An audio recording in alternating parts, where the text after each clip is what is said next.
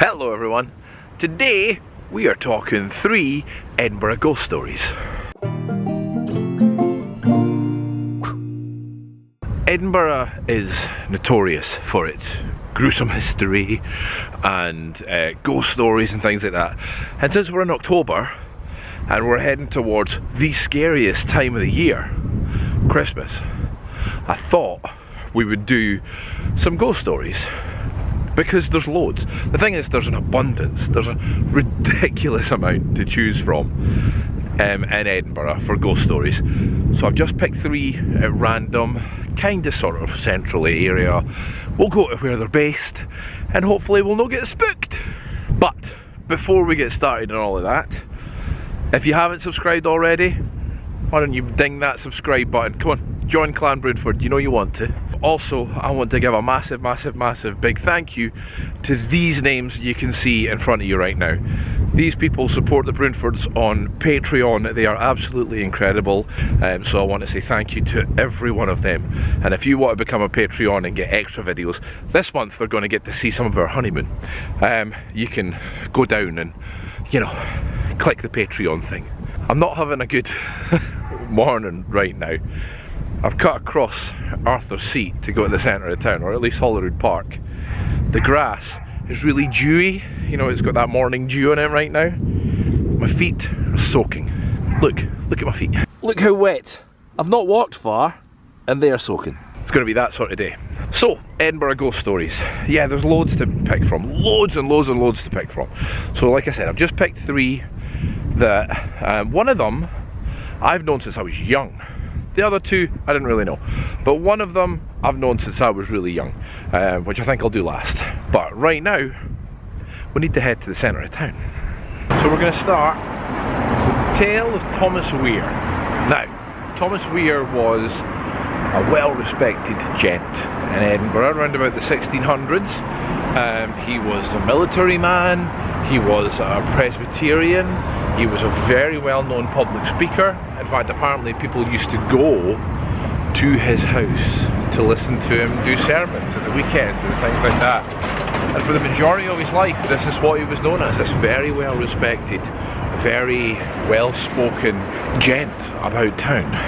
However, in his later life, that changed. Around about 1670, in the latter part of his life, he started to confess about all these evil doings, that he was in line with Satan, to bestiality, incest and witchcraft. His sister also confessed to all these things. Now this was a shock, a massive shock to the people of Edinburgh. This is one of the most well-respected people in Edinburgh. A leader of the Presbyterian Church, maybe not a leader, but a well-respected person in the Presbyterian Church in Edinburgh as well, came out and started saying all these things. His sister even said that he was driven around town in a demonic coach, driven by a demon, and that he got all his evil satanic powers from his cane.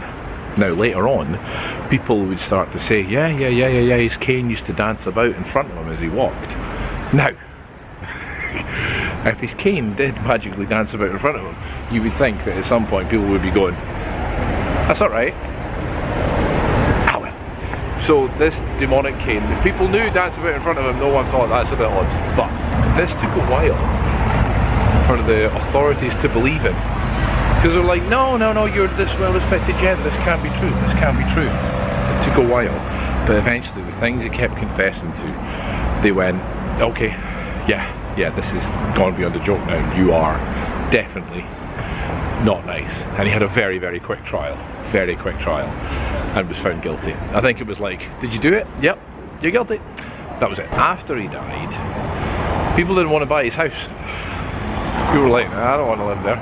Why would I want to live there? Have you heard where you got up to? I'm not going in there. But and it lay empty for a while, and eventually an old couple bought it.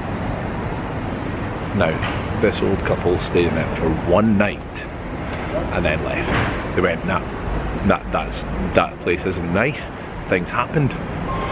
So again, it lay empty for a while, and they thought it got knocked down until eventually they kind of figured out, I think they figured out, that it didn't get knocked down, it got incorporated into a new building. the Quaker Meeting House. Before it got apparently incorporated in and it lay empty, people said that at night time they could see the lights coming on, they could see movement inside the house. Funny, weird, dancey movement. But eventually either knocked down or incorporated into the Quaker Meeting House. Right here, and this is me looking down the Victoria Street, and you can see right there Quaker Meeting House. And this is it, this is the old building that apparently, well, see, either he did live in, or the spot where he lived, or his house is in there somewhere. And it looks like it's used as a religious site now as well. Religious site of Friends of Quakers. And you can see it's a beautiful big building here, kind of towering out over here a little bit with this beautiful archway. But apparently there have been sights of Thomas Weir inside the house, his ghost wandering about looking for his old house. And that, my friends, is the tale of Thomas Weir on Greyfriars Kirkyard. And here we are, back in Greyfriars Kirkyard. Now this time we're talking about George Mackenzie. George Mackenzie was a barrister, and he was responsible for the death of thousands of Covenanters. Not a nice person at all. He resides in a massive black mausoleum, apparently, which I think is just through there, through that area there, which is locked and I can't go through. People have reported whenever they have passed his mausoleum that they get kicked, they get hit, they get pushed. Some people have even been quite forcefully pushed to the ground, apparently. Now, this is actually fairly recent. This only started in the 1990s. All this bullying of this poltergeist. Apparently, in the 1990s, a homeless gent was looking for somewhere to sleep. Got into that area and broke into one of the mausoleums for a rest. I think he crashed through it, actually. Whilst he was in there, he decided to do a little bit of grave robbing, apparently. And whilst he was going through all these graves and stealing bits and bobs that hopefully he could sell, he eventually got to George Mackenzie's coffin, opened it up, and then apparently crashed. This is where he crashed through into the ground onto a pile of bones, which was victims of the plague. Apparently it was a mass grave of victims of the plague.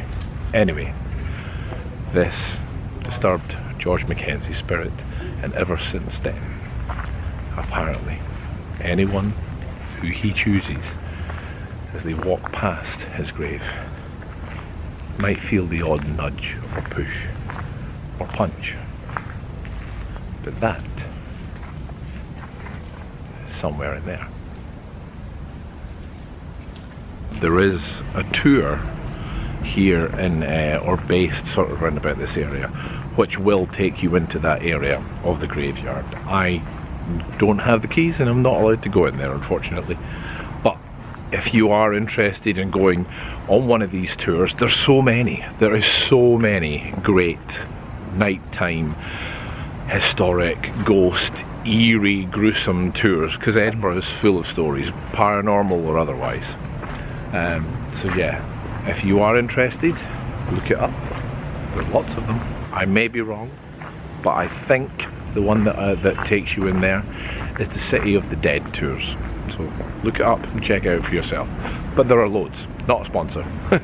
There are loads of tours, Aldreichy tours, Merkit tours, there's loads of them. To finish off, we're back in the Royal Mile. It's kind of nice that there's pipes in the background for this one as well. This one's not got any dates on it, which is one that makes me more sort of, maybe it's just a tale. However, it's definitely one that I have heard a lot growing up. Apparently, they were doing excavation in Edinburgh Castle a couple of hundred years ago, at least. And they found some tunnels veering off. One of them, they thought, went from Edinburgh Castle at the top of the Royal Mile all the way underneath the Royal Mile and headed down to Holyrood Palace. Now that would make sense. That would make perfect sense for there to be a secret tunnel for the royal family, the king, the queen, whoever, to be able to escape or just get down to the palace without anyone realising, without having to, you know, wander down the mile and have everyone bowing at you constantly. That would be a pain. So this little tunnel apparently existed. However, they didn't know the exact route of it, and they didn't know that it went to Holyrood Palace. They guessed, but the entrance was small. The entrance was really small. So the only person that could fit in there was a young lad, a young piper lad. And they came up with the idea that this boy could head down this tunnel on his own, piping away, and everyone else could follow from the Royal Mile. And then they would know the route. They'd be able to hear it underneath the ground. And that's what they did. This boy set off, and people started to follow from above the Royal Mile. And off they went, until they got to one point. They continued down the Royal Mile here, listening to the piper underneath the street, much like you can hear the piper in the distance right now, until they got in line with that right there, the Tron Kirk. Almost halfway down the mile, not quite, but almost. The piping just stopped. Stopped outright. They sent people down to try to find the young lad, and he was nowhere to be found. Gone.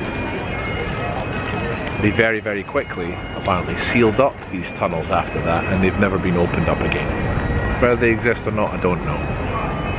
However, apparently people have reported late at night they've heard the muffled sounds of a piper travelling down this section of the Royal Mile. That is the tale of the lost piper boy. I think we will leave it there for today. 3 little ghost stories, gruesome tales. 2 of them aren't really, I don't know if you could call them ghost stories, but they're definitely, one of them definitely is. Anyway, hope you enjoyed that, guys. If you did, and if you haven't already, please remember to like the video, leave a comment. If you know any other Edinburgh ghost stories, if you've got a favourite, let me know. And if you haven't subscribed already, like I said, please do. Come join Clanbrand, subscribe, you know you want to. I'm going to be doing a live Patreon in a week or 2, probably next week. And then after that, I had promised I'd do a live YouTube once we hit 5,000. We're over 5,000 now, so I'm going to do a live YouTube in a little while as well. But I'm going to do a live Patreon first. Till next time, bye humans.